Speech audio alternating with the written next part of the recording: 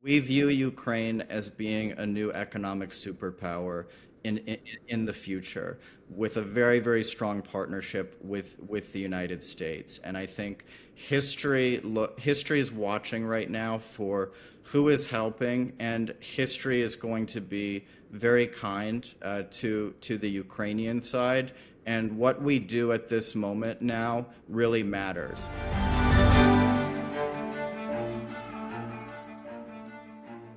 Davis Richardson, founder and chief executive officer at America Ukraine Strategic Partners. Thank you so much for joining the Trump Report today. Thanks for having me on, Maddie. Really appreciate it.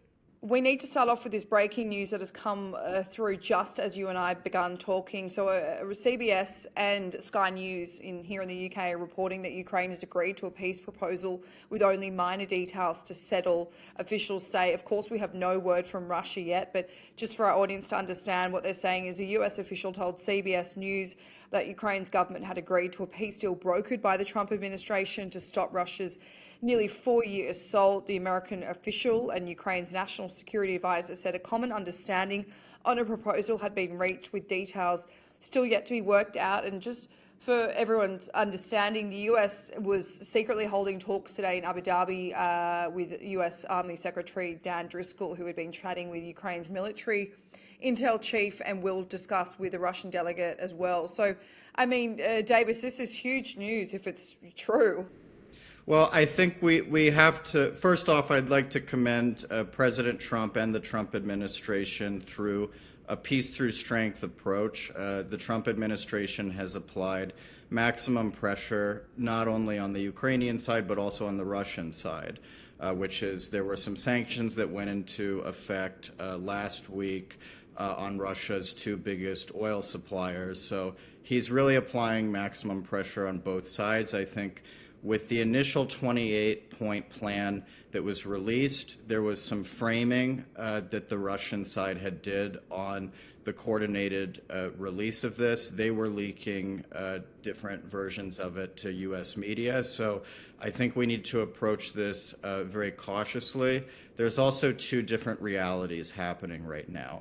There's high-level diplomatic discussions, but there's also the military tragedies that continue happening in Ukraine. As we're talking about, men in suits having these discussions, Kyiv was very, very heavily battered last night. I've been on the phone all morning, texting our Ukrainian partners, making sure they're okay. So a lot's going to depend on what comes out of the Russia side, and so far that's been Russia's response, is to continue pounding Ukraine with more missiles. Well, Davis, on that note, when you're speaking to the people that you speak to, obviously you do a lot of business in Ukraine, what is the consensus on the ground? Of course, this breaking news about whether this proposal has been agreed upon with Ukraine aside, we won't really know the reaction from Ukrainians on that. And of course, we're still yet to see a response from the Kremlin. But when you're speaking to people on the ground, you mentioned that there was an assault on Kyiv last night. Quite a few fatalities. What is the consensus on the ground there right now? Well, the general consensus is that Russia does not want peace. I mean, just generally, 2 weeks ago, in addition to the work that we do in the defense industry, we also do a lot of cultural preservation initiatives in Ukraine and sponsor different events throughout Kyiv. One of our partners was hit by a Russian drone 2 weeks ago, and this is not for the second time, by the way. So this is not a military facility. This is not critical infrastructure or energy. This is a Gen Z artist collective that we promote in order to preserve Ukraine's cultural identity. So that's the counterpart that you're negotiating with. But if it's one person that can deal with a killer like Putin, it's President Trump, who's survived multiple assassination attempts. So we're going to see what comes out of these discussions. We don't know what kind of middle ground the US and Ukraine have come to. Of course, we had this 28-point plan that was released last week. It was met with a lot of criticism because it was considered to be highly, in favor of Russia. Some described it as a Russian wish list that, of course, started again more negotiations, which is, of course, this meeting in Abu Dhabi today to discuss what Ukraine needs. Of course, there was this counter proposal for the European side. But Davis, when you're looking at the situation, what do you think are concessions that Ukraine may be willing to give up to reach a peace deal? Well, I think it's important to view the negotiations through the Trump worldview. When Trump first took office, there were all of these remarks, to put it mildly, that he made about Canada, that he made about Greenland. Oftentimes, this is a negotiating tactic where you start with something that is so many people think is so bold or so outrageous, and then gradually you get to the middle of it. I think it's important for this to read between the lines of what's happening. In addition to Dan Driscoll, who was dispatched to Kyiv and is currently in Abu Dhabi, General Randy George, the Army Chief of Staff, was part of the Kyiv delegation. These are very serious military officials that are in Ukraine to discuss what the security guarantees are going to look like. And to your point, I think a lot's going to depend on that. And we're very optimistic about it, just based off of who is present in these discussions and negotiations, like General George. Part of the counter proposal from the European side was really changing the wording of that security guarantee, as you mentioned. So changing it to more robust security protection for Ukraine to avoid a third Russian invasion. Are you optimistic that the United States will stick by their word and make this a priority when it comes to reaching a peace deal? I am optimistic. Again, reading between the lines here, what we're talking about, and we briefed General George several weeks ago during AUSA, and his team fully understands that this is not just Russia. This is also China is learning lessons from the battlefield. Iranian Shahed drones the production of these were moved into Moscow within the past year. So really this is an axis, and a lot has to go into this, and General George's team, as well as other Trump advisors, are fully aware of this. Davis, the US and Russia, the European counter-proposal to this original 28-point plan, they've made a counter-proposal. The Kremlin responded saying it constructively doesn't fit us at all. So these changes stretch from, of course, changes on territorial concessions, proper wording of those security guarantees, as I mentioned, including Article 5, like protection, and capping militant numbers. So after months and months of trying, do you think this middle ground proposal potentially that may have been accepted by Ukraine in the last hour or so, do you think Russia will accept it? Because there's so much conversation around whether Russia will accept anything that isn't 100% pro-Russia.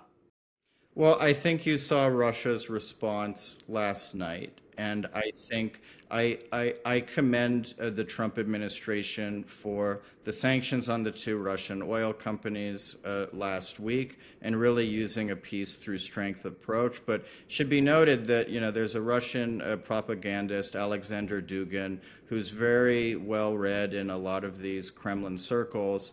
And he was saying that even if there is some kind of agreement reached, that within 2 years of that, all of Ukraine will belong to Russia.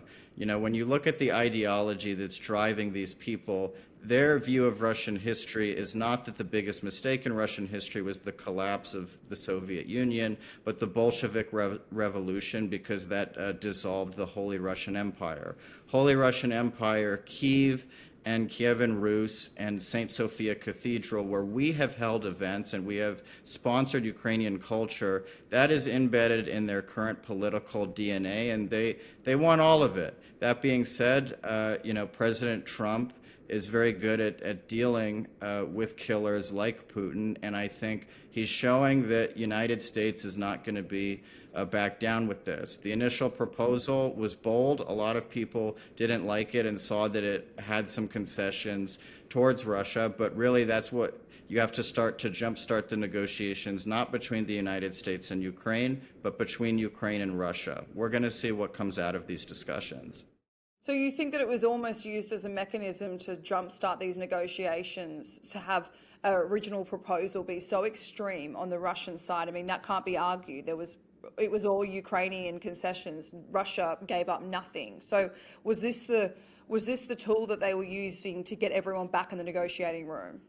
Yeah, absolutely. President Trump's been very frustrated with both sides in this. Again, I think it's very, very important to read between the lines of what's going on right now. Before 2022, Ukraine had a little bit of a defense industrial base because of what happened in 2014. But really, since 2022, Ukraine has built a very sophisticated and impressive defense industrial base with companies that are innovating in AI, drone warfare, and these companies can really complement the U.S. defense industrial base. So that, to our understanding, is what these discussions in Kyiv between Driscoll and General George and the Ukrainian counterparts centered on. And that's where we see as significant cooperation happening between the United States and Ukraine. You think they've been discussing the future of warfare and weaponry and technology for both sides? Absolutely. Dan Driscoll, I mean, Trump referred to him as the drone guy, right? You can't claim to be a 21st century military superpower without understanding what's going on in the European theater and how this ultimately is going to impact any kind of encounter or tension with China, even with Venezuela. North Korea has sent conscripts to fight in Ukraine. War Department Secretary Pete Hegseth gave a very good speech this past spring on how the War Department is going to be focused on the Indo-Pacific region. All of these things are interrelated, and the Trump administration understands that, and if it wants to properly execute its mandate, it needs to learn from Ukrainians, and it needs to work very closely with Ukrainian companies. You mentioned Dan Driscoll and, I mean, the success that he might be coming back to the United States with, but there's also been a lot of conversations, Davis, surrounding letting Steve Witkoff really lead these conversations with the Kremlin. There's that video of him placing his hand on his heart before he shakes hands with Putin in April, and then he appeared on Tucker Carlson's show where he was asked what he thinks about Vladimir Putin. He said, "I like him. I thought he was straight up with me. I don't regard him as a bad guy." I mean, what is that strategy for, one of the most important people in Trump's inner circle right now, who's tasked with trying to broker a deal between Ukraine and Russia, to come out and say that, someone who's orchestrated a war criminal is not a bad guy?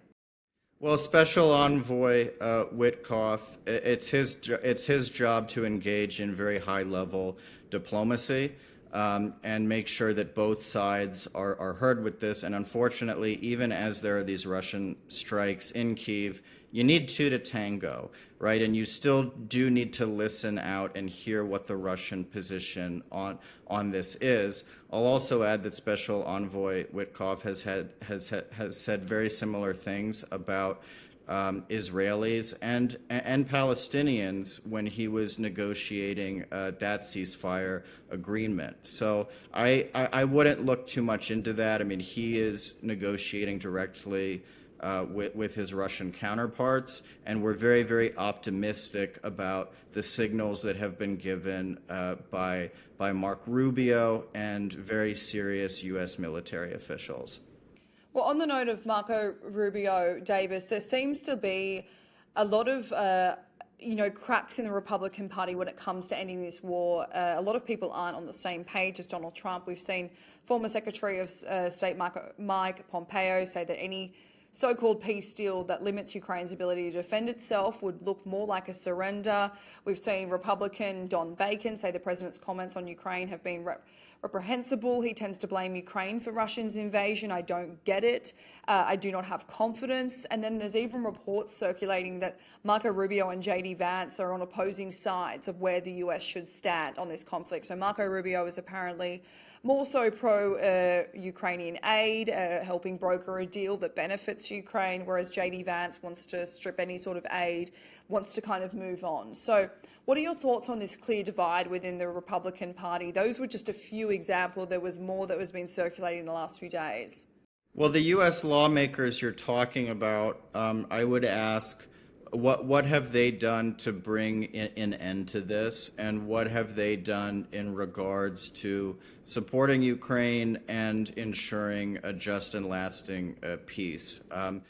Just to interrupt you there, an example of a Republican lawmaker who has been saying things like this is Lindsey Graham, who put forward this, sanctions package that he's been biding his time, waiting for Donald Trump to greenlight. Now, he said earlier last week, he said that Donald Trump has finally said that he will sign this bill if it's voted on the Senate, if it's voted in the House, and that would effectively slap 500% tariffs on any country importing Russian energy. Now, analysts would predict that that would basically bankrupt Russia within the next 6 months. It would be an amazing tool to help Ukraine win this war. Of course, it can't be unsaid that that Trump has implemented his own sanctions that have been successful. You mentioned Lukoil and Rosneft before, but this package is co-sponsored by 85 senators that want this to go through, that want Donald Trump to support this. So, I mean, there have been a lot of members of the Republican Party who have been pushing for Trump to do more.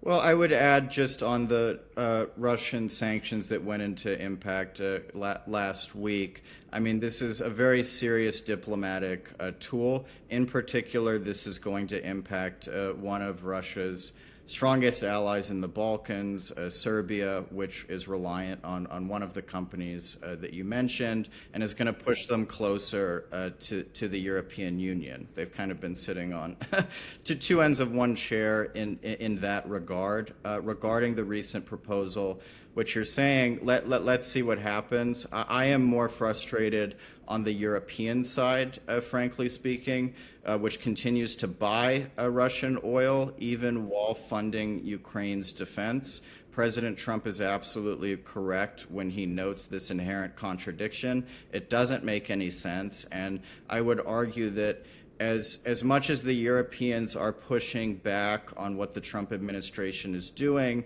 they really need to put their money where their mouth is. Belgium is sitting on about 28 or 30 billion dollars in frozen Russian assets. They haven't unlocked this, and they continue to buy Russian oil. So there's a lot of nice things that are being said, but very little practical measures implemented. And that conversation of unfreezing these Russian assets has been circulated for a while. I would agree that it should have been done months ago. But then you've got Secretary General of NATO, Mark Rutte, saying that Russia gained only 1% of Ukrainian land this year. They've tried to take Provoksk for 18 months. They've still failed. They lose about 20,000 men a month. The US lost that in 10 years in Afghanistan. Putin now hikes taxes. Russia is in trouble. We must stop the killing. So that's kind of what he said. And then we've got the former NATO Secretary General saying, I implore Europe deploying up to 20,000 troops to basically go to Ukraine's front lines, establish an air shield with around 150 combat aircraft and unlock these frozen Russian assets. So are these the kind of things you think that the European side should do? I know that boots on the ground is a very risky thing to do, but is that what they should be doing? Absolutely. They should unfreeze frozen Russian assets and use it to fund Ukraine's defense.